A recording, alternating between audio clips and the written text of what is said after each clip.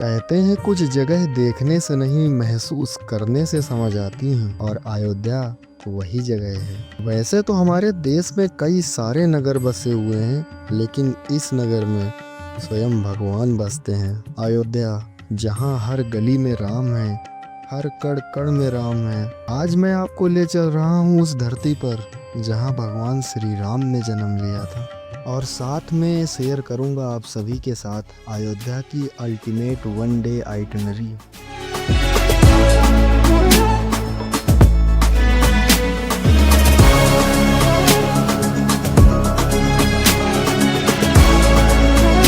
जय श्री राम दोस्तों।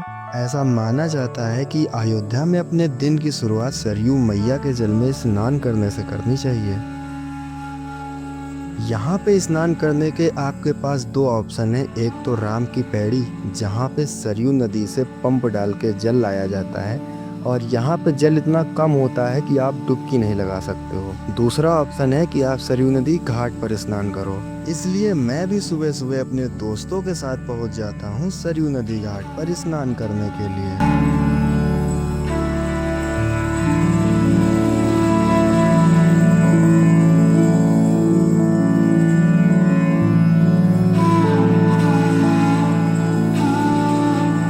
सरयू नदी घाट पे स्नान करने के बाद मैं सबसे पहले आ जाता हूँ नागेश्वरनाथ मंदिर, जो कि राम की पैड़ी पर मौजूद है। ऐसी मान्यता है कि प्रभु श्री रामचंद्र जी के पुत्र कुश ने इस मंदिर में शिवलिंग की स्थापना की थी।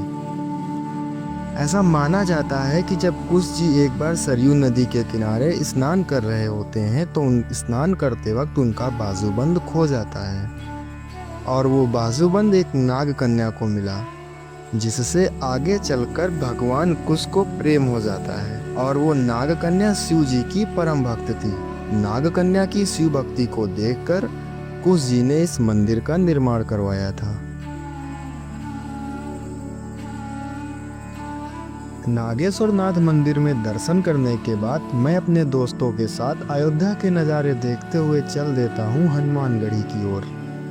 वैसे मैं तो पैदल जा रहा हूँ, लेकिन आप अगर पैदल नहीं जाना चाहते तो आप आ जाइए लता चौक। यहाँ से आपको इलेक्ट्रिक बसें और गोल्फ कार्ट्स मिल जाएंगे, जो केवल 10 से 20 रुपए में आपको लता चौक से हनुमानगढ़ी तक ले जाएंगे। बाकी अभी मैं पहुँच गया हूँ अयोध्या के सबसे ज़्यादा प्रसिद्ध मंदिर, जिसका नाम है हनुमानगढ़ी। चलिए चलते हैं मंदिर के अंदर हनुमान जी के दर्शन करने। वैसे मैं आप सभी को बताना चाहता हूँ कि जब प्रभु श्री राम गुप्तार घाट पर जल समाधि लेने जा रहे थे, तो प्रभु श्री राम हनुमान जी को इसी स्थान पर, यानी कि हनुमानगढ़ी पर, ये आदेश देते हैं कि अब से आप इसी गढ़ी पर विराजमान होंगे और पूरे अयोध्या की रक्षा करेंगे। और ऐसा माना जाता है कि तब से लेकर अभी तक हनुमान जी इसी गढ़ी पर विराजमान हैं।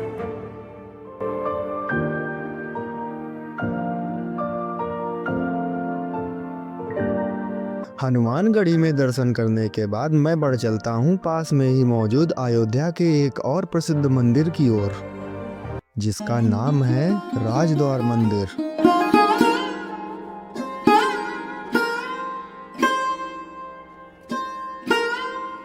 ये एक ऐसा मंदिर है जहाँ भक्तों की आस्था और शांति एक साथ मिलती है।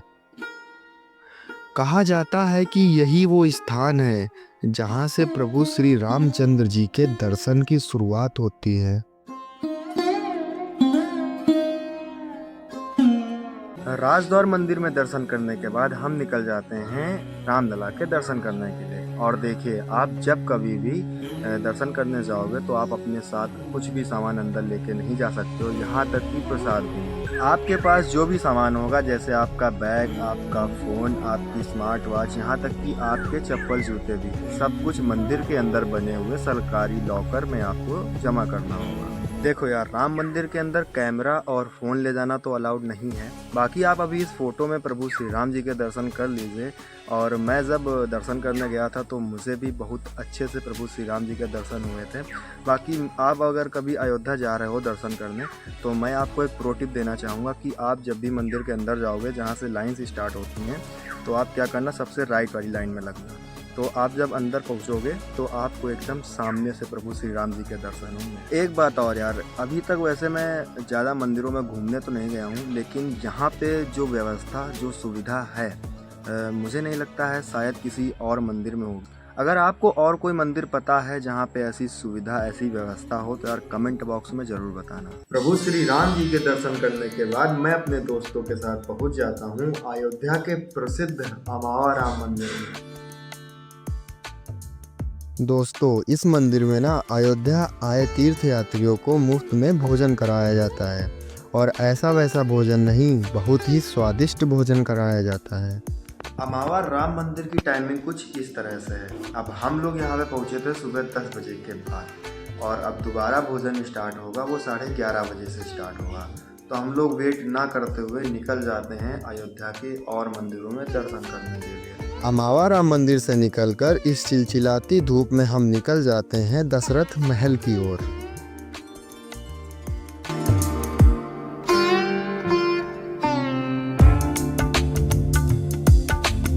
तो चलिए, अब मैं आप सभी को लेकर चलता हूँ दशरथ महल में। राम जी के पिता महाराजा श्री दशरथ, उनके महल में।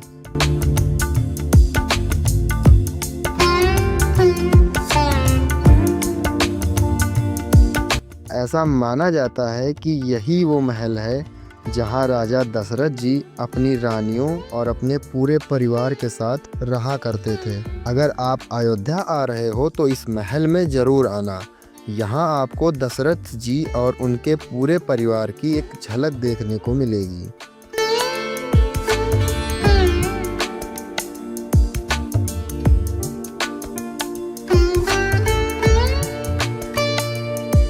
दशरथ महल से मात्र 200 मीटर की दूरी पर मौजूद है कनक भवन।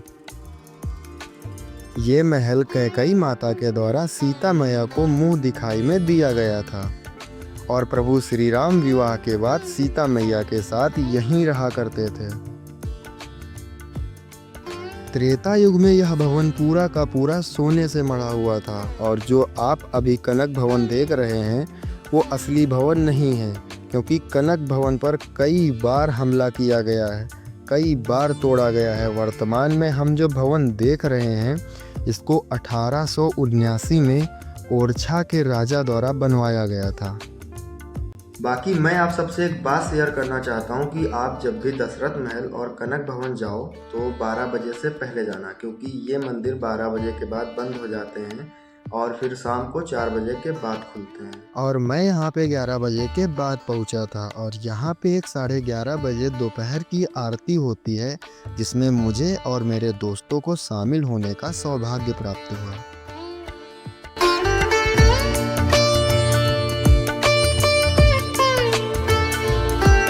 अयोध्या में सारे प्रसिद्ध मंदिरों में दर्शन करने के बाद मैं शाम को वही करीब 4:30 बजे तरफ आ जाता हूँ सरयू नदी घाट पे बोटिंग करने के लिए। अब यहाँ पे आपके पास 2 ऑप्शन हैं। एक तो ये वाली बोट जिसका टिकट 100 रुपये है, और ये आपको 10 से 15 मिनट घुमाएंगी। दूसरी ये वाली बड़ी बोट जिसका टिकट 150 रुपये है, और ये आपको 25 से 30 मिनट घुमाएंगी। फिर हम सब भी इस बड़ी वाली बोट का टिकट लेके चढ़ जाते हैं और इस बोट से अयोध्या के नज़ारे देखते हैं।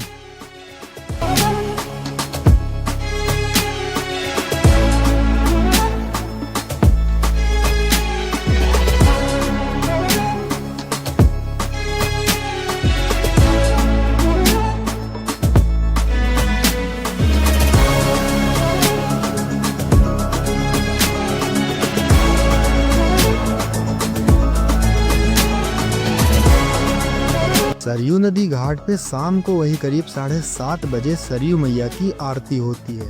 आरती होने से पहले हम सब एक बार फिर सरयू मैया के जल में स्नान करते हैं।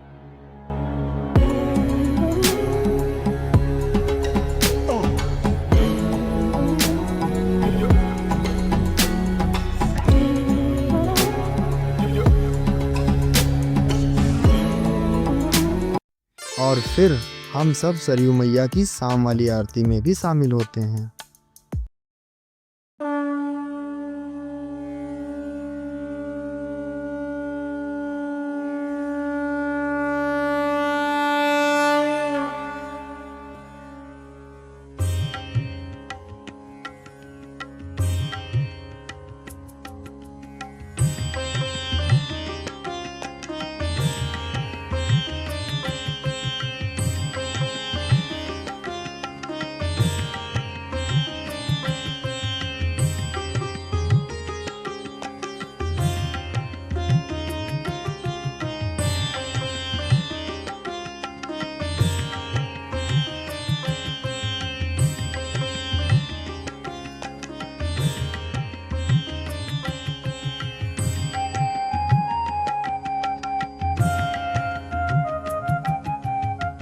हाँ तो दोस्तों, ये था मेरा अयोध्या में गुजारा हुआ एक दिन। रुको रुको, अभी वीडियो एंड नहीं हुई है।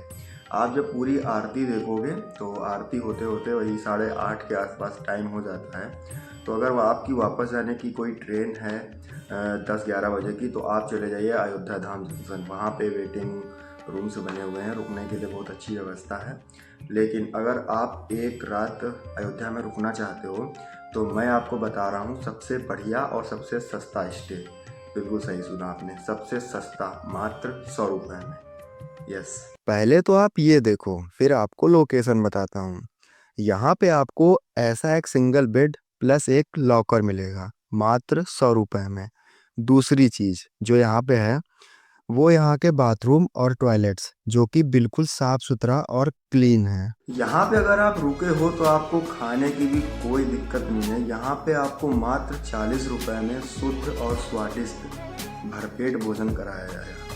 बिल्कुल सही सुना आपने, मात्र 40 रुपये में शुद्ध, स्वादिष्ट और भरपेट भोजन कराया जाएगा। हाँ तो दोस्तों, आज की वीडियो में बस इतना ही। होपफुली आपको ये वीडियो पसंद आई होगी। इस वीडियो में मैंने अयोध्या की एक दिन की कंप्लीट आइटनरी बताई हुई है। अगर अच्छा लगा हो तो लाइक कर देना, बाकी चैनल पर नए होते हैं सब्सक्राइब कर लेना, और ये वीडियो अपने उन दोस्तों और फैमिली मेम्बर्स के साथ शेयर करना जो अयोध्या जाना चाहते हैं। और कमेंट बॉक्स में ज़रूर बताना कि आपको ये वीडियो कैसी लगी। बाकी see you soon in the next vlog. जय श्री राम, राधे राधे।